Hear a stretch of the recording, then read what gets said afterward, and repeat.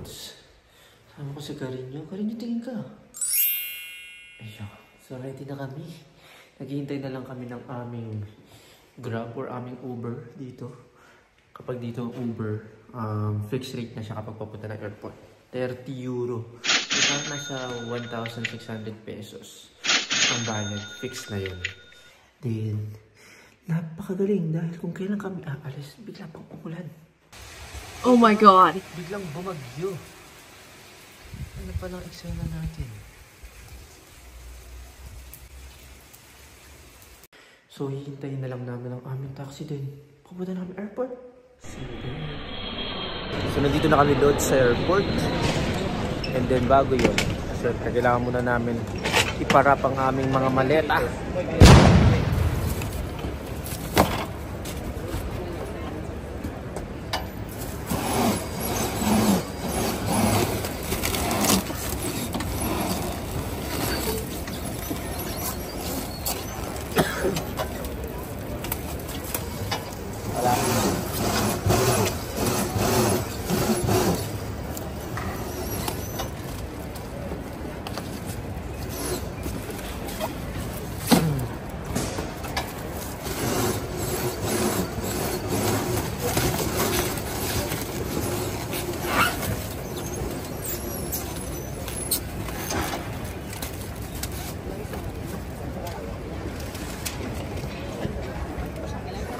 Si Carino busy doon dahil sumobra.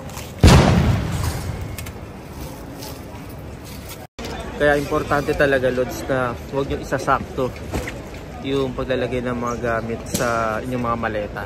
Kasi yung kiluhan ninyo na ginagamit sa bahay, possible na iba dito kapag kinilo na. Kaya dapat may allowance. Sabihin na natin na 1 kilo dapat meron kayong allowance 1 kilo. Latan natin ng Lods. Ngayon mga Lods, hanapin na lang namin yung area ng Etihad para makapag-check-in na kami. Mag-online check-in dapat kami kahapon. Kaso nga lang, yung inassign sa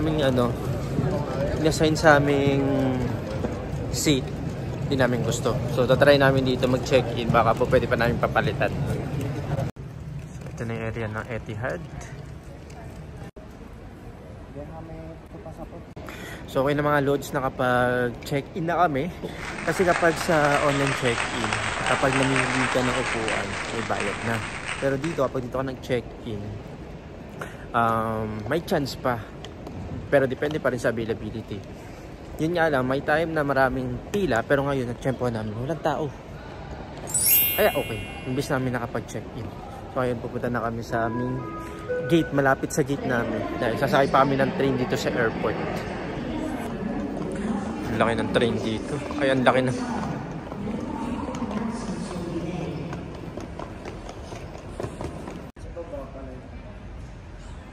Ito yung departure. Ay, yung mga bagahe.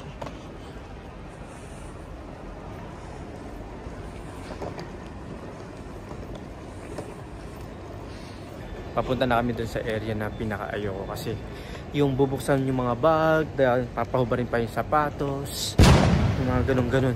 Yun yung hassle para sa akin, yung pinaka-ayoko sa parte na to. Haba, daming tao. Oh my God! So Lods, tapos na kami sa control. Ngayon naman lilipat kami sasakay kami ng train para papunta doon sa boarding gate namin. Yun yung makikita nyo.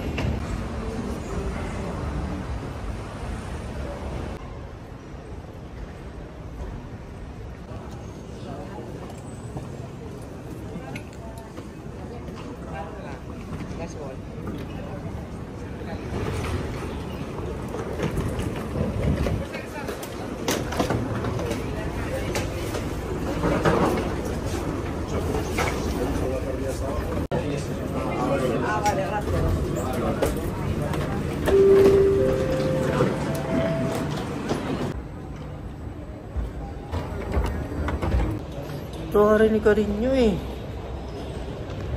Nasasalin niya ng mga Espanyol. Ako doon sa extranjero. Mabilis lang din ah. Spanish yarn. Spanish eh. Powerful yung passport eh. Sana all. Hindi ako sakit next year. So tapos na kami sa immigration. Malaya na kami. Pwede na kami maghanap ng pwede namin pagtambayan bago kami makapasok or makapasok sa aeroplano. Pero mamaya pa yun eh. Check muna dito ng mga pwedeng mapamili. Pero wala tayong syempre bibilihin kasi nagawa na natin yun. Advice nga pala, Lods, kapag papasok na kayo dun sa security, okay, magdadala ng pagkain kahit sabihin nyo pa na lunch nyo yun, almusal nyo yun, kasi hindi kayo papayagan, lalo na syempre diba, hindi po pwede nga lumagpas yung liquid ng 100 ml. Yung iba kasi may daladalang lagpas-lagpas sa 100 ml tapos dinadahilan nila na pang breakfast nila. Pero syempre hindi talaga ipapapasukin kasi nga nandun na kayo sa control area, sa security. So dapat bago kayo pumasok doon, kumain na kayo kasi nga so confiscate na nila yon, kukunin na nila yung mga yon, at hindi kayo papayagan talaga na kumain sa loob. Pero po pwede kayong palabasin ulit pa kung gusto nyo talagang ipaglaban yung pagkain ninyo. Lalabas kayo uli, yun nga lang, pipila na naman kayo sa napakahabang sagupaan, tapos check ulit yung bag ninyo. So hassle. So dapat talaga bago kayo pumunta dun sa security or dun sa kine-check or control, nakakain na kayo kasi hindi talaga kayo papayagan, Lods. So yan mga Lods, nandito na tayo sa waiting area. Maghahanap tayo kung merong surot dito. Surot! Tara, check natin. Tsaka daga na lumilipad na tumatakbo. Hanap tayo. So ganito yung upuan dito mga Lods. Tingnan natin baka merong surot dito na gumagalaw. Wala. Hindi kasi butas-butas yung yung upuan eh. Kaya hindi madaling makita. Pero ganito yung upuan dito.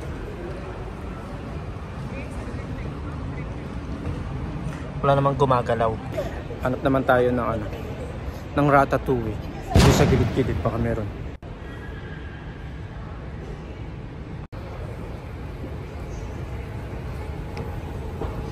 Malapit sa elevator yung nakita eh.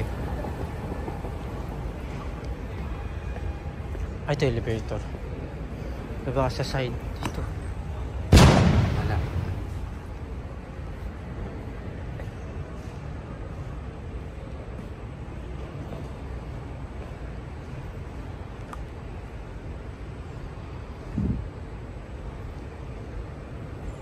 Baka dito meron.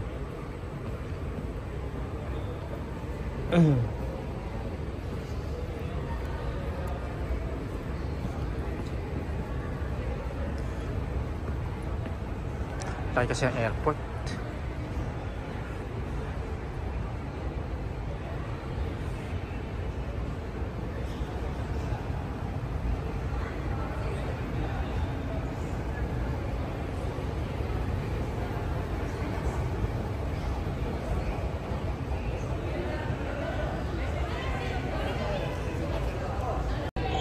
So far, Lods, wala tayong nakitang surot tsaka daga.